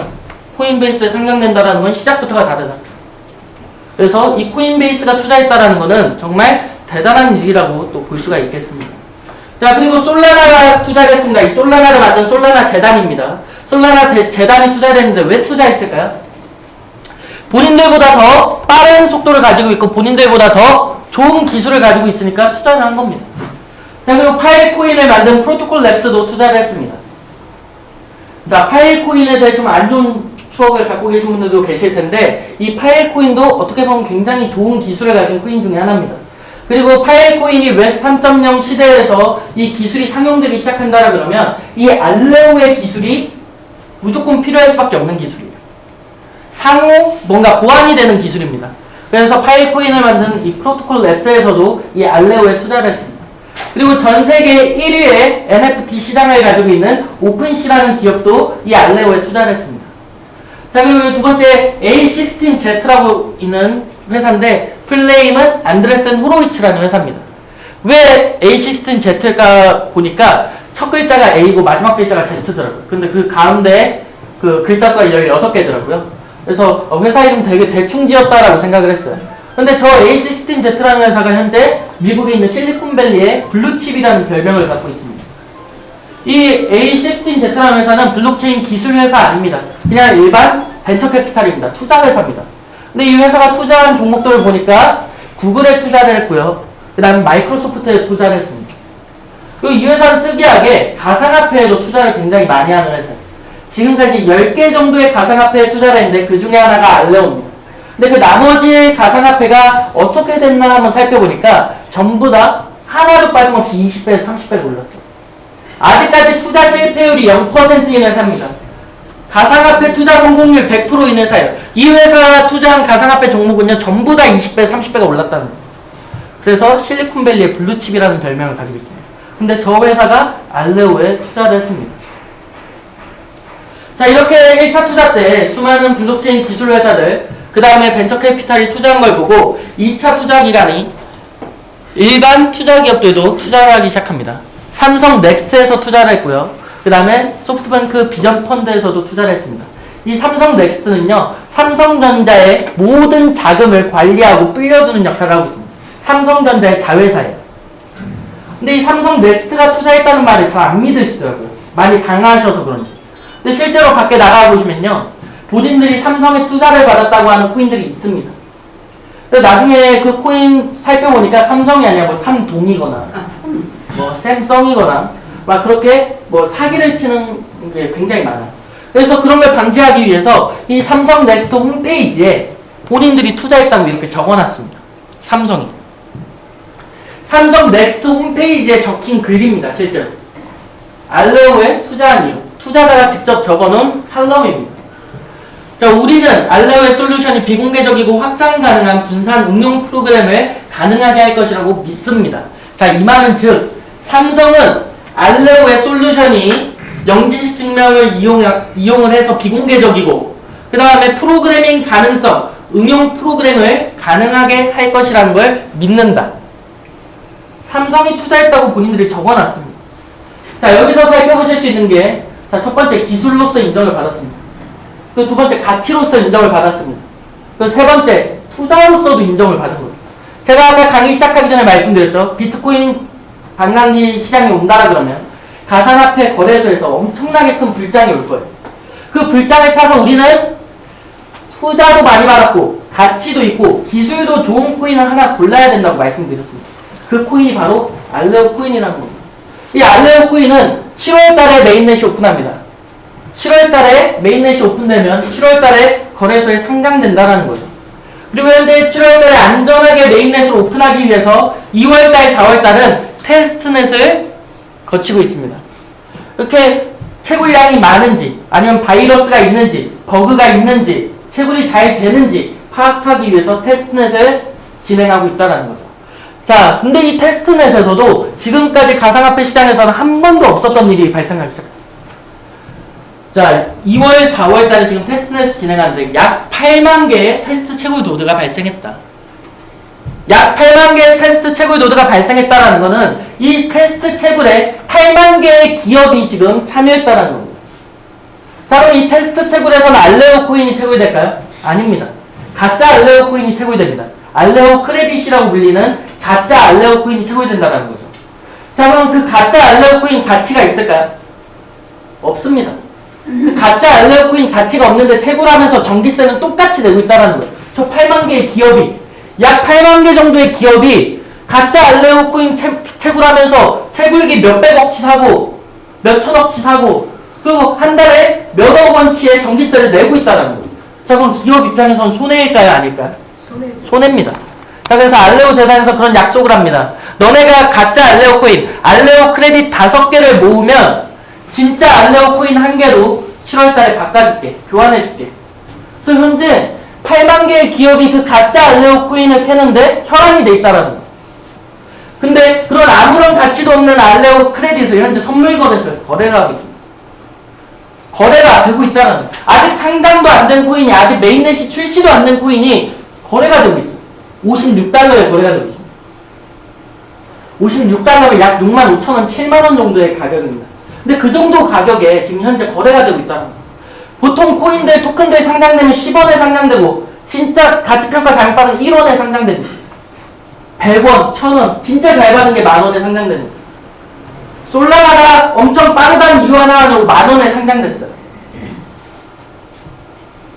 그러니까 다 뭐 1원, 10원, 100원, 1000원, 만원에 상장되는데 얘는요, 상장되지도 않은 코인이 65,000원에 거래가 되고 있다는 거예요. 56달러 정도에. 그리고 사람들이 이제 그런 행복한 상상을 합니다.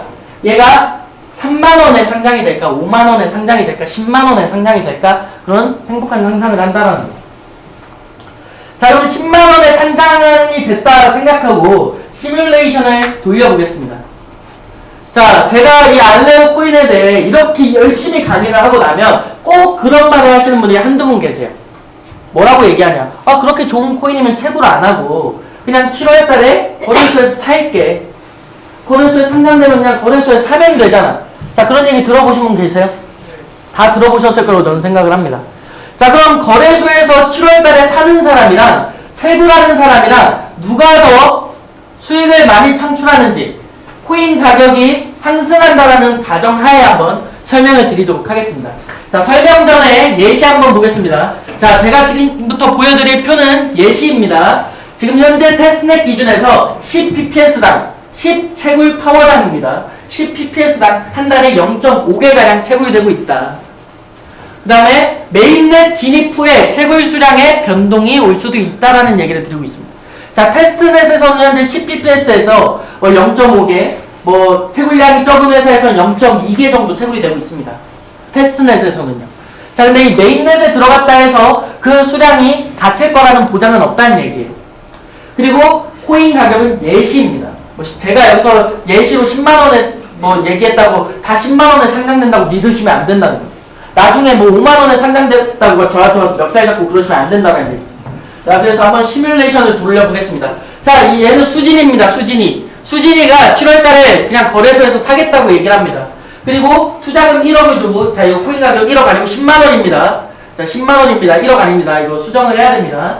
자, 10만원짜리 코인을, 알레오 코인을 1억을 주고 샀습니다. 몇 개 살 수 있습니까?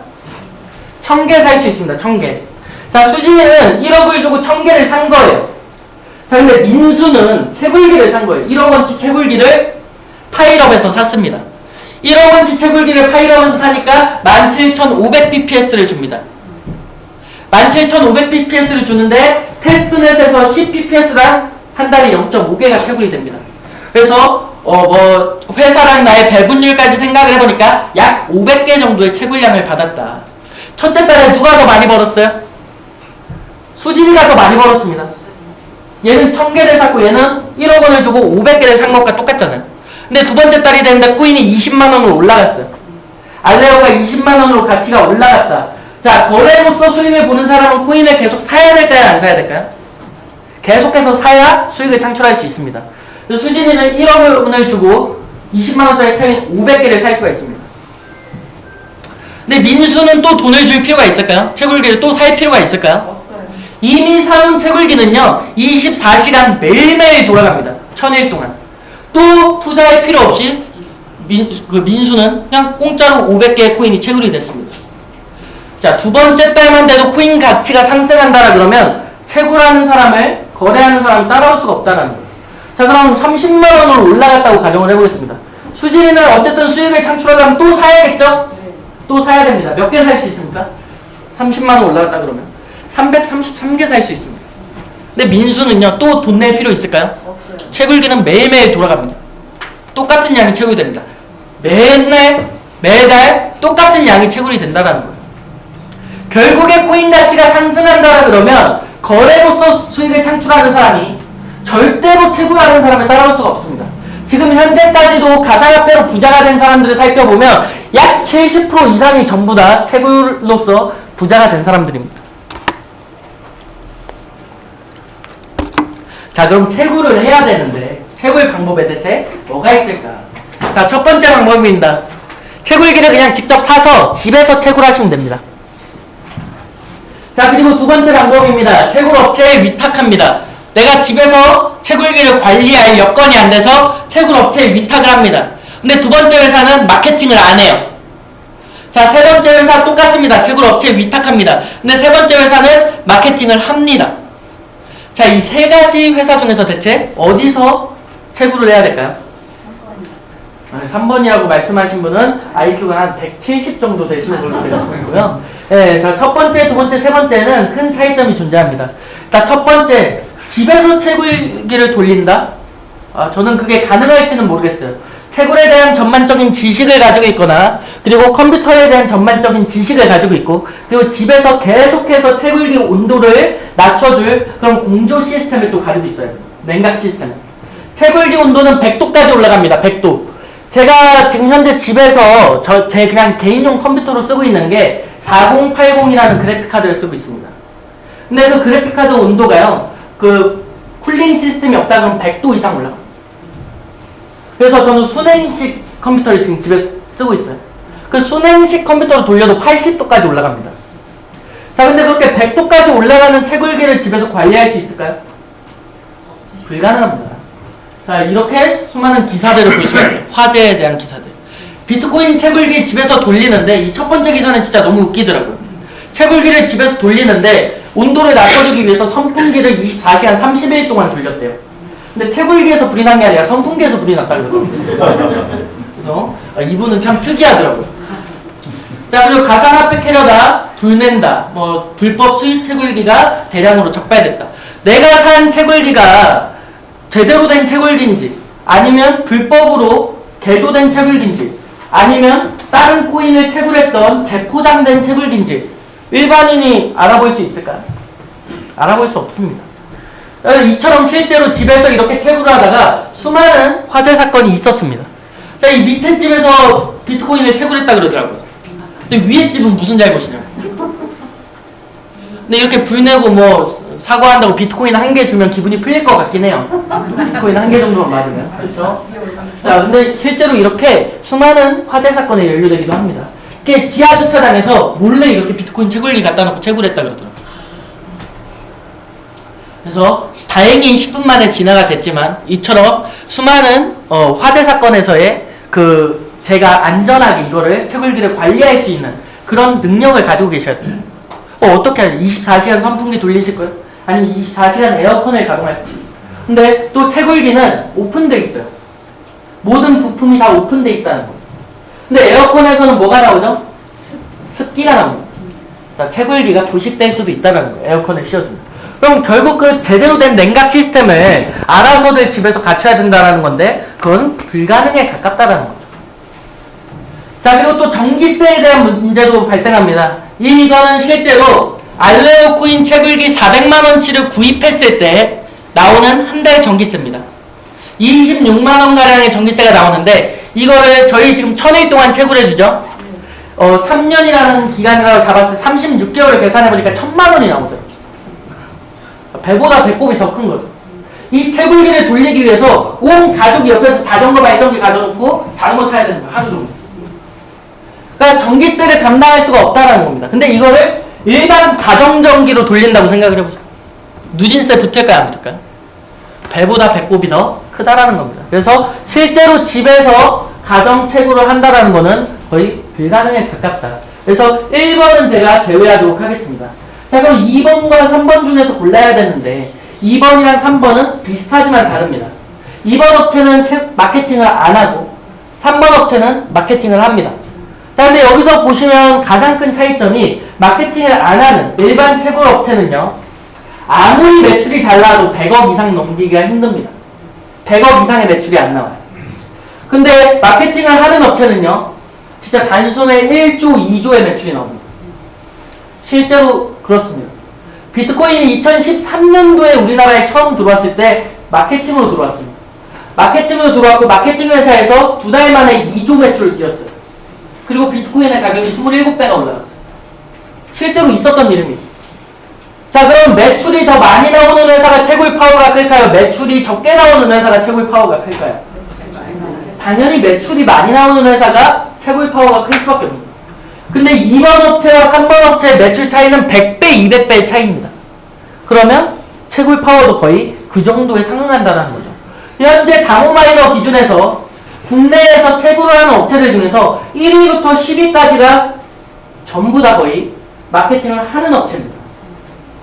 그러니까 결국에 채굴을 할 거면 마케팅을 하는 업체에서 해야 되는데 현재 국내에서 알레오 코인 채굴을 하는 마케팅 회사가 40개 정도 됩니다. 40개 정도 되는 회사에서 저는 좋은 회사를 찾아야 되는 거예요. 쉬울까요? 그간 10년이 넘는 기간 동안 이 국내에서 코인 채굴 마케팅 또는 뭐 스테이킹 마케팅 또는 트레이딩 마케팅 하셨던 분들이 다 저기 가시면 눈물을 흘리고 있어요. 피해봤다가. 왜 피해봤을까요? 리스크를 찾지 못해서 그런 거예요. 점검을 하지 않아서. 그리고 그동안은 완벽했던 회사가 10년이 넘는 기간 동안 단 하나도 없었습니다. 2013년도 비트코인 마케팅부터 시작해서 10년이라는 기간 동안 단 한 번도 완벽한 회사가 없었다라는 거예요. 그러면 거기서 돈 버신 분들은 운이 좋았던 거고 100에 80% 이상이 피해를 봤다라는 거예요. 자, 제가 아까 말씀을 드렸습니다. 저희 부모님은 30년 동안 물류 네트워크 마케팅만 하셨어요. 자, 물류 네트워크 마케팅에서 저는 100만 명의 신용불량자가 나왔다고 생각해요. 100만 명의 신용불량자가 나왔다고 생각합니다. 여기서 물류 네트워크 마케팅 경험하신 분 계실까요? 저와 생각이 같죠? 저는 100만 명의 신용불량자가 나왔다고 생각합니다. 물류 네트워크에서. 근데 반대로 이쪽 금융, 코인 쪽 네트워크 마케팅에서는 저는 100만 명의 피해자가 났다고 생각하는 사람입니다. 내가 피해를 보지 않았던 것, 돈을 많이 벌었던 건 그저 운이 좋아서였을 거예요. 자, 그러면 우리는 현재 지금 알레오 코인을 채굴하는 회사들 중에서 40개의 회사 중에서 좋은 회사를 골라야 돼요. 이 회사가 좋은지 안 좋은지 그 체크해야 될 그 리스트들을 제가 오늘 여러분에게 소개해 드리려고 합니다. 제가 이렇게 알레오가 이렇게 좋은 코인이다, 여러분 알레오 하셔야 된다 하고 알레오 정보만 드리고 가버리면 어느 회사에서 해야 될지 모르잖아요. 그렇죠? 그래서 제가 오늘 좋은 회사를 선택하는 방법에 대해서 설명해 드리도록 하겠습니다. 자, 좋은 회사 첫 번째, 메인넷을 가진 코인이나 기술 코인에 투자해라. 바렌 코인에 투자하면 될까요? 뭐 이더리움 기반으로 만든 토큰에 투자하면 될까요? 안 됩니다. 자, 첫 번째 기준입니다. 메인넷을 가진 코인, 그리고 가치로서 인정을 받은 기술 코인에 투자를 해랍니다. 그리고 두 번째, 만약에 좋은 코인이 나왔는데 그 코인을 채굴해주는 회사가 자본력과 기술력을 가지고 있는지, 실체가 있는지 체크를 하셔야 됩니다. 자, 그리고 세 번째, 채굴을 해주는 회사라면 안전한 채굴장과 대규모 채굴장을 가지고 있는지 살펴보셔야 됩니다. 자, 그리고 네 번째, 안전하게 지갑 관리를 해주고 있는지 살펴보셔야 됩니다. 자, 그리고 마케팅을 하는 회사라면 다섯 번째, 마케팅이 합리적인지 살펴보셔야 된다는 거예요. 자, 좋은 회사 선택하는 방법 너무 당연하죠? 너무 당연한 얘기입니다. 근데 반대로 나쁜 회사를 선택하는 방법도 있습니다. 자, 첫 번째, 발행 토큰을 가지고 사업을 해라. 투자를 해라. 발행 토큰을 투자해라. 두 번째, 자본력도 기술력도 없는 회사에서 채굴을 해라. 세 번째, 채굴장이 해외에 있거나 국내에 있어도 소규모 채굴장에서 채굴을 해라. 자, 네 번째, 외국 사람한테 지갑을 맡겨라. 실제로 그런 회사가 많습니다. 가상화폐 지갑에 들어있는 가상화폐 돈일까요? 아닐까요? 돈입니다. 화폐입니다. 자, 근데 그 본인 통장은 아무한테도 안 맡기면서 가상화폐 지갑은 그렇게들 잘 맡기시더라고요. 내가 PM을 보고 싶으면 해외 서버의 지갑을 위탁해라. 그리고 5번째, 과도한 마케팅 플랜을 하는 회사에서 마케팅을 해라. 자, 이 2번째 나쁜 회사를 선택하는 방법, 당연한 얘기죠. 누가 봐도 나쁜 회사죠. 자, 그래서 그런지 요즘 회사들은 이거 2개를 교묘하게 섞어놨더라고요. 와, 진짜 자세히 살펴보지 않으면 알아볼 수 없게끔 정말 교묘하게 섞어놨습니다. 자, 첫 번째, 알레오 코인을 가지고 하는데 회사에 자본력도 없고 기술력도 없는 회사가 있습니다. 자, 근데 자본력도 있고 기술력도 있는 회사인데 해외 채굴장이 있는 데가 있어요. 또 국내에 또 대규모로 있는데 지갑 관리를 중국인한테 맡기라고 하는 회사도 있습니다. 1번부터 4번이 완벽한데 과도한 마케팅 플랜을 하는 회사도 있습니다. 150% 준다, 원금을 3개월 안에 보장한다, 이자를 매일매일 주겠다는 회사들이 있습니다. 그렇게 교묘하게 섞어놨다는 거예요. 자, 그러면 1번부터 4번이 좋은데 많이 준다니까 또 그 회사 가요. 가상화폐 지갑, 코인 지갑 외국 사람한테 맡겨도 괜찮다고 하는 사람도 난 봤어요. 자, 이 3번째, 해외 채굴장에 있는 거를 좋아하는 사람도 봤습니다. 근데 좋은 회사를 선택하려면 이 5가지 기준이 완벽하게 들어맞아야 된다는 거예요. 코인도 코인이고 회사가 자본력도 있고 기술력도 있고 채굴장도 안전하고 대규모로 있어야 됩니다. 지갑 관리 안전하게 해야 됩니다. 그리고 마케팅 합리적이어야 됩니다. 근데 이 5가지 기준이 맞는 회사가 현재 알레오 코인 채굴 마케팅을 하는 40개의 회사 중에서 단 하나밖에 없습니다. 제가 웬만한 회사들 다 점검해봤습니다. 다 살펴봤습니다. 근데 그 40개의 회사 중에서 유일하게 파일럿밖에 없습니다. 자, 그럼 파일럿은 이 5가지 기준이 완벽하게 들어맞나 한번 살펴보도록 하겠습니다. 자, 우선 첫 번째, 알레오 코인을 채굴하기 때문에 1번은 해당 사항에 맞습니다. 자, 그럼 2번, 이 파일럿이라는 회사가 자본력이나 기술력을 가지고 있는가? 이 파일럿의 모기업은요, HS88이라는 회사입니다. 이 HS88이라는 회사를 설립하신 분은 김호성 회장님이십니다. 본인 이름을 따서 만들었더라고요. 호성88이라고. 근데 이 HS88은요, 4년간 블록체인 플랫폼 회사를 운영하던 회사예요. 횟수로 4년 동안. 그러니까 이 4년 동안 블록체인 플랫폼 회사를 운영했다라는 건 실체가 있다라는 겁니다. 실체가 분명하다. 자, 이 말은 무슨 말일까? 지금 알레오 코인 채굴하겠다고 갑자기 없던 회사가 생겨난 게 굉장히 많습니다. 갑자기 만들어진 회사가 굉장히 많다는 거예요. 그 회사들이 실체가 있을까요? 없습니다. 근데 4년 동안 블록체인 플랫폼 업체를 운영했기 때문에 이 파일럿 HS88은 실체가 분명하다.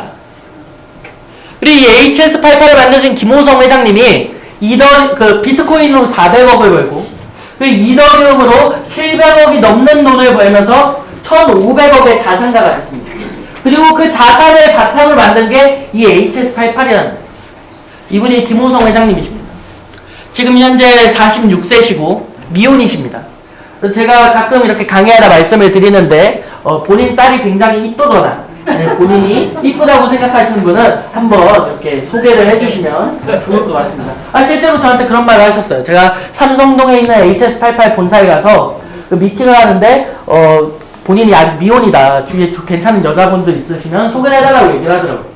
1,500억의 자산을 가진 분이 대체 어느 정도의 여자를 원하실까라는 생각도 했는데 혹시나 여기서 도전해보고 싶은 분이 있다면 도전을 해보시고 남편이 있으셔도 한 번씩은 도전을 해보시는 걸 제가 추천을 드립니다. 그래서 이분이 그런 자산을 바탕으로 HS88을 설립을 했습니다. 자, 그럼 이분은 가상화폐를 통해서 1,500억을 버셨어요. 그럼 가상화폐에 대해서 기본적인 지식이 있는 분일까요? 없는 분일까요? 있는 분이라는 거예요. 그래서 이분이 HS88이라는 회사를 설립하고 이 HS88이라는 블록체인 플랫폼 회사에서 지금까지 여러 가지 업무를 보고 있습니다. 자, 첫 번째로 AI 봇을 이용한 거래소 트레이딩으로 월 50억에서 90억의 수익을 창출하는 회사입니다. 이 HS88입니다. 그리고 코인을 상장시키는 ICO 대행 업무도 보고 있습니다. 저는 근데 이 코인을 거래소에 상장시키는 일이 굉장히 어렵다는 걸 알고 있어요. 그래서 저는 지금까지 많아봤자 3개, 4개 정도 코인을 상장시켰겠지라고 생각을 했습니다. 근데 현재까지 약 40개의 코인을 거래소에 상장시켰다고 해요. 그러니까 어마어마한 기술을 가지고 있고 가상화폐에 대한 전문적인 지식을 가지고 있다는 거예요. 그리고 가상화폐 코인 커뮤니티를 운영하고 있습니다. 코인을 알라라는 코알라라는 가상화폐 커뮤니티를 가지고 있습니다. 이 코알라라는 커뮤니티는 현재 국내 거의 탑급이고요. 웬만한 가상화폐 유튜버들이 다 이 코알라라는 커뮤니티를 이용합니다. 근데 이 코알라라는 커뮤니티에 현재까지 누적 방문객이 9천만 명이고 그 다음에 여기서 돈 내고 좋은 정보를 구독하는 사람이 15만 명 정도 된다고 그러죠. 그러니까 엄청나게 많은 기술을 가지고 있다는 거죠. 그리고 또 채굴에 대한 전반적인 지식도 가지고 있습니다. 파일코인을 채굴했던 회사예요. 근데 파일코인을 채굴했을 땐 마케팅을 하지 않았었습니다.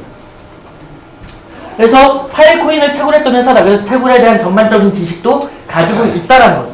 그래서 이 HS88 본사 홈페이지에 들어가시면 협업관계라고 나오는 업체들이 체인업이라는 업체랑도 협업관계 있고요. 이 체인업이라는 업체는 현재 전 세계에서 세 손가락 안에 들어오는 블록체인 기술 회사입니다. 이 체인업이라는 회사가 바이낸스라고 하는 전 세계 1위 거래소에 기술 자문을 해주고 있습니다.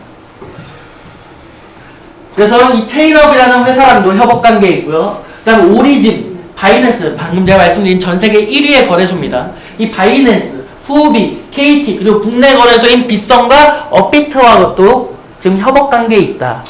그래서 이 회사는 기술력과 자본력을 이미 가지고 있는 회사예요. 실체가 분명한 회사라는 거죠. 자, 그럼 그 40개가 넘는 마케팅 회사 중에서 나머지들은 자본력도 없고 기술력도 없으면 대체 어떤 방식으로 하고 있나? 제가 그래서 살펴봤습니다. 자, 알레오 코인을 어디서 채굴하죠? 채굴장에서 채굴합니다. 그러면 채굴된 코인은 지갑 전 서버로 넘어가게 됩니다. 자, 그럼 이 두 가지를 모두 관리하는 업체가 총판업체입니다. 그리고 이 총판업체가 국내에 있는 수많은 마케팅 업체한테 뿌려주는 구조입니다. 왜냐? 일반 마케팅 업체가 채굴에 대한 지식이 있을까요? 기본적인 기술력이 있을까요? 없습니다. 그러니까 총판업체에 위탁하는 겁니다. 자본력이 있을까요? 없습니다. 그러니까 총판업체에 위탁하는 겁니다. 그래서 이렇게 총판업체에 위탁해서 채굴을 하게 되면 너무나 많은 문제점이 생깁니다. 일단 첫 번째로 수수료가 발생합니다. 자, 채굴장에서 알레오 코인을 만약 100만 개, 1000만 개 채굴했어요. 본인들 목 챙길까요? 안 챙길까요? 채굴량의 일정 퍼센테이지는 채굴장에서 가져갑니다. 10%에서 20%의 수수료를 가져간다는 거죠. 지갑으로 넘어갑니다. 지갑에서 수수료 뺄까요? 안 뺄까요? 뺍니다. 지갑에서도 수수료가 발생합니다. 자, 총판회사가 본인들 목 하나도 안 챙기고 다 마케팅 업체한테 줄까요? 아닙니다. 본인들 목 10%에서 20% 챙깁니다. 자, 그럼 마케팅 업체한테 결국 넘어오는 알레오 코인은 50% 정도밖에 안 됩니다. 전체 채굴량의 50% 정도밖에 안 됩니다. 자, 그럼 그 50%의 코인을 받았습니다. 마케팅 업체 대표 자기 목 챙길까요? 안 챙길까요? 챙깁니다. 약 10%에서 20% 정도 본인 목을 챙깁니다. 그러면 투자자나 사업자나 회원들한테 줄 수 있는 코인은 전체 채굴량의 30%밖에 못 주는 거예요. 근데 그 30%라도 주면 다행인 거죠.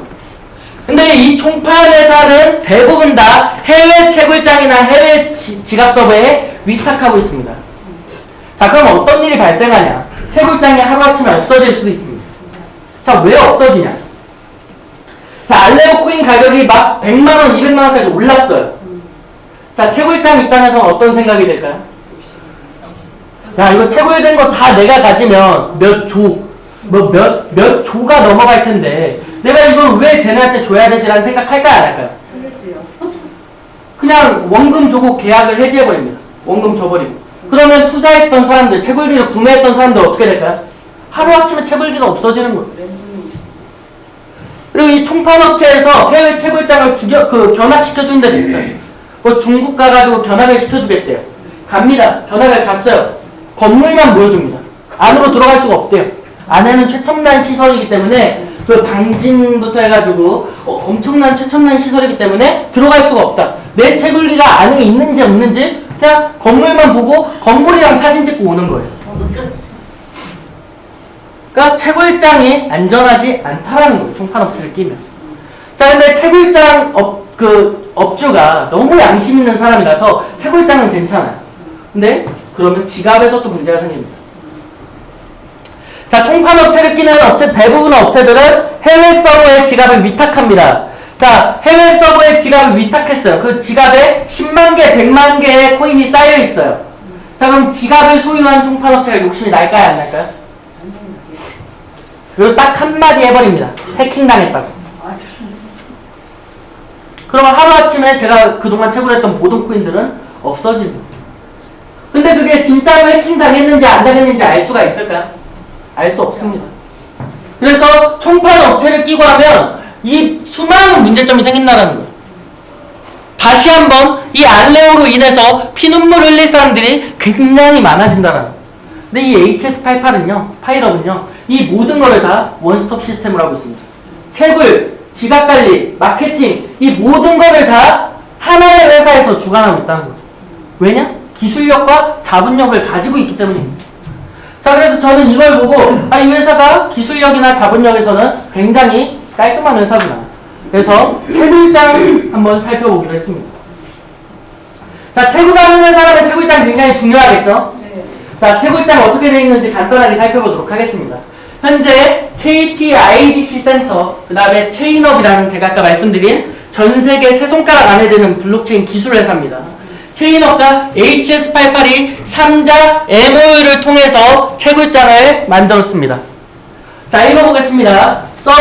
이 서버는 채굴기입니다. 채굴기는 국내 최고의 보안과 시설 환경을 제공하는 KT IDC 센터에 보관될 예정이다. 자, 이렇게 MOU를 맺는 게 사진도 찍혔어요. 기사에도 나왔고요. 근데도 안 믿는 사람이 있더라고요. 그래서 또 한 달에 한 번 또는 두 번 KT로 직접 견학을 갑니다. 채굴기가 잘 있는지 없는지. 그래서 현재 HS88에서 KT에 총 투입된 채굴기 가격만 150억 원치고요. 김해 KT에는 파일코인 채굴기가 있고요. 일산 KT에는 알레오 채굴기가 있습니다. 그래서 그걸 또 한 달에 한두 번씩 견학을 갈 수가 있다. 근데 계속해서 KT에만 넣으면 너무나 좋겠는데 KT가 전기세를 3배 이상 받습니다. 자, 전기세가 비싸지면 저희들이 받는 PPS가 채굴 파워가, 채굴량이 줄어들 수밖에 없습니다. 그래서 HS88은요, KT에 계속 들어가면 좋겠지만, 많은 투자자들을 생각해서 파주에 250억 규모의 채굴 공장을 지금 현재 건설했습니다. 지금 거기서도 채굴기가 매일매일 돌아가고 있습니다. 그리고 제가 다음 주 화요일날 그 파주 채굴장 또 견학을 가기로 했어요. 일본에서 그 팀이 오기로 해가지고. 그래서 채굴장 부분에서는 현재 전국에서 1위의 규모를 가지고 있고요. 그리고 채굴 파워로도 국내 1위의 규모를 가지고 있습니다. 자, 여러분, 채굴장 규모, 그리고 채굴 파워 1위 하는 업체에서 하고 싶으세요? 아니면 2, 3위 하는 업체에서 하고 싶으세요? 당연히 1위 하는 업체에서 해야 되는 거죠. 근데 1위 하는 업체가 바로 이 HS88이라는 얘기죠. 그래서 채굴장 부분에서도 굉장히 저는 마음에 들었고요. 이 KT IDC 센터를 소개해준 영상이 있는데 간단하게 넘어가도록 하겠습니다. 그래서 이번 파이어 컨벤션에서 발표된 내용입니다. 현재 다모마이너 기준에서 1280만 정도의 PPS를 보유하고 있다. 자, 이 정도 규모면 국내 1등이고요. 그 다음에 또 파이로 HS88에서 다음 달까지 전 세계 3등 안에 들어오겠다고 약속을 했습니다. 그러니까 채굴장 부분에서도, 그리고 채굴량, 그리고 채굴 파워 부분에서도 1등을 하고 있는 회사라는 거예요. 자, 그럼 첫 번째 기준 코인에서 저는 알레오 코인이기 때문에 안심했습니다. 두 번째, 회사가 자본력과 기술력을 가지고 있는 것도 확인이 됐어요. 세 번째, 채굴장이 안전하고 대규모인 것도 확인이 됐습니다. 네 번째가 바로 지갑관리입니다. 자, 이 회사가 만약에 해외 서버에 지갑을 위탁한다고 했으면 제가 했을까요? 안 했을 겁니다. 만약 회사에서 코인을 보관해주겠다고 했으면 제가 했을까요? 저는 안 했을 겁니다. 자, 7월달부터 알레오 코인이 채굴됩니다. 그럼 회사 전산에 매일매일 채굴량이 나오겠죠? 제가 얼만큼 채굴됐는지. 그거를 그럼 회사 전산에 보관해야 될까요? 아닙니다. 실시간으로 제 개인 거래소로 이동이 가능합니다.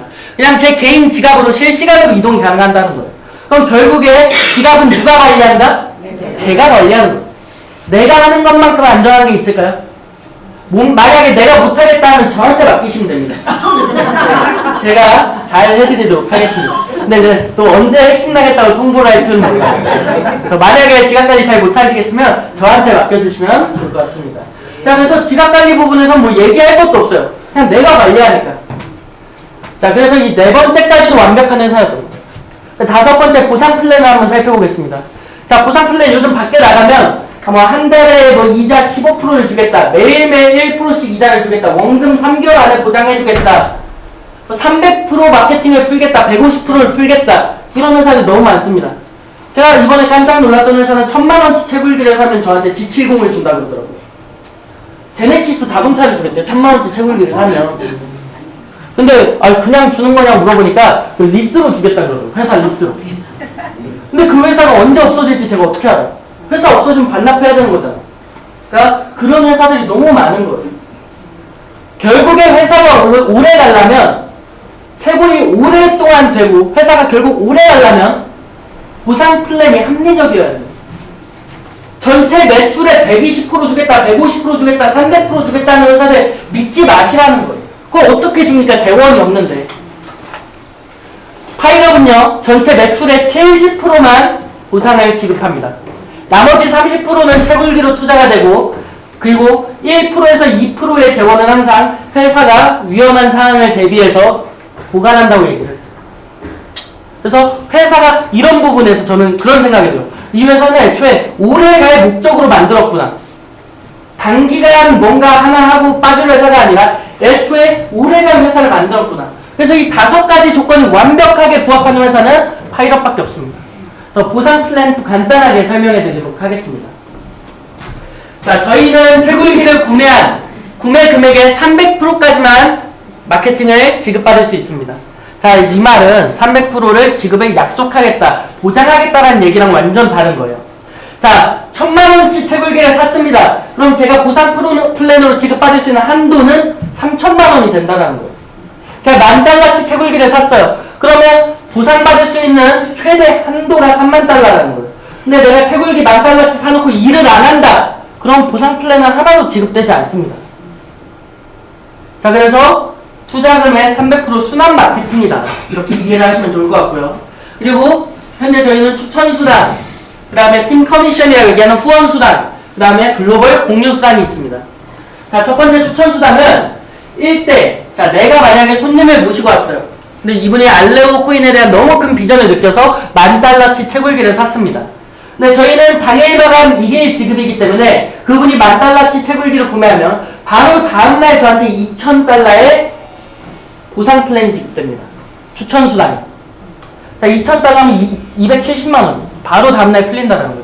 그래서 1대 구매 금액의 20%의 추천수단이 풀리고요. 이 2대 제가 모시고 온 분의 모시고 온 분이 되겠죠. 이분이 구매하는 거에 10%의 추천수단이 풀린다. 구매 금액의 10%입니다. 그리고 3대, 4대는 각각 2%씩, 그리고 5대에서 10대까지는 각 1%씩입니다. 근데 이 10대까지의 모든 보상 플랜을 지급받기 위해서는 3명만 직접 추천하면 된다는 거죠. 자, 그렇게 추천수단은 되게 간단합니다. 그리고 후원수단, 글로벌 공유수단이 있는데 팀 커미션과 글로벌 커미션은 완전하게 직급 마케팅으로 갑니다. 자, 1레벨이 되기 위해서는 나를 기준으로 2개의 팀에서 한 개의 팀 $10,000, 이쪽 팀 $10,000가 모이면 되는 거예요. 즉 바이너리 기준으로 A라인에 $10,000, B라인에 $10,000가 모이면 된다는 거죠.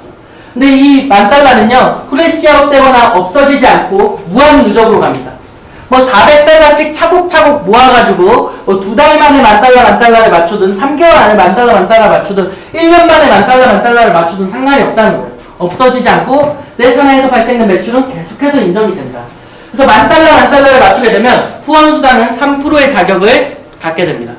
그럼 대소실적 구분 없이 내 산하에서 발생된 매출의 3%를 수당으로 받아갈 수 있다는 거죠. 자, 그리고 2레벨이 되기 위해서는 무한 누적이니까 $15,000씩만 더하면 되겠죠. 그래서 $25,000가 맞춰졌을 때 2레벨이라는 자격 조건을 달 수가 있습니다. 그때는 5%의 후원수당으로 올라가게 됩니다. 이것도 주고 이것도 주는 거 아니에요. 5%로 그냥 올라가는 겁니다. 자, 3레벨이 되기 위해서는 $50,000, 즉 2레벨에서 $25,000씩만 더하면 되겠죠. $50,000를 맞춰주면 됩니다. 그러면 후원수당은 6%를 받게 됩니다. 자, 근데 이때부터는 3레벨 때부터는 글로벌 공유수당을 받을 수 있습니다. 지금 현재 파일업은 전 세계 11개국에 나가 있고 전 세계 11개국에서 발생한 모든 매출의 당일 매출의 4%를 3레벨들이 n분의 1로 나눠 갖는 거예요. 자, 만약 회사가 당일 매출이 한 10억 된다. 10억이 되는데 3레벨이 뭐 100명이다. 그럼 그 10억의 4%를 100명이 나눠 갖는 거다. 매일매일 들어옵니다. 매일매일. 자, 그리고 4레벨 때부터는 매출로 가지 않습니다. 네, 산하에 A라인에 3레벨 1명, B라인에 3레벨이 1명 있으면 됩니다. 그때부터는 보너스당 7%, 공유수당은 3%로 올라가게 됩니다. 5레벨이 되기 위해서는 4레벨이 필요하고요. 보너스당 8%, 공유수당 2%입니다. 그리고 6레벨이 되기 위해서는 5레벨이 1명씩 필요합니다. 그리고 그때부터는 후원수당 9%, 글로벌 공유수당이 2%가 발생합니다. 현재 제가 파일업 비즈니스를 시작한 지 한 딱 2달 됐고요. 딱 2달 됐습니다. 딱 2달 되는 기간 동안 지금 6레벨이라는 직급을 달성했습니다. 이 2달이 넘는 기간, 딱 2달 되는 기간 동안 제가 받은 커미션을 환산해 보니까 약 3억 원이 넘는 수당을 받았더라고요. 그래서 현재 28살이라는 나이에서 굉장히 많은 커미션을 받았다고 또 자부할 수 있습니다. 저는 목표가 생겼습니다. 지금 현재 파일업 최고 직급은 11레벨인데요. 11레벨 정도 가면 한 달에 30억은 나오겠더라고요. 계산을 해보니까 11레벨 가면. 그래서 저는 이 테헤란로 최초로 최연소 최고 직급자 그리고 최연소 최고 그 수당을 받는 사람이 되려고 합니다. 그래서 그 목표를 현재 7월까지 잡고 있습니다. 감사합니다. 제가 11레벨 돼서 돈 많이 벌면 여기 나중에 강의 들어오실 때 커피 한 잔씩 제가 다 드립니다. 네, 그래서 수당은 현재 추천수당, 후원수당, 글로벌수당이 있고요. 또 별도로 채굴연금이라는 걸 지급하고 있습니다. 이 채굴연금이 적용되는 시기는 7월달부터입니다.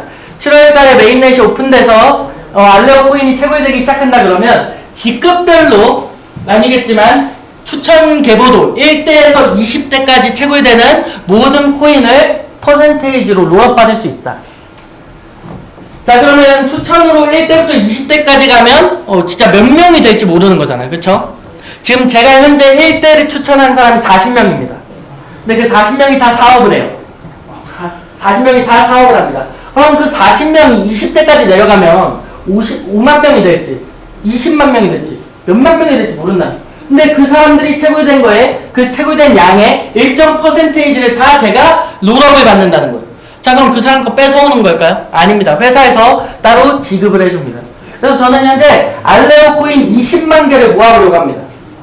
알레오 코인 20만 개 모았는데 만약 10만 원에 내가 팔았다 하면 200억 버는 거고요. 100만 원에 팔았다 하면 2천억 버는 겁니다. 그래서 저는 이렇게 2천억을 벌고 이 네트워크 마케팅 판에서 정익현이라는 이름을 확 지워버리려고 지금 생각을 하고 있습니다. 네, 지금 현재 그런 목표를 가지고 사업을 하고 있다.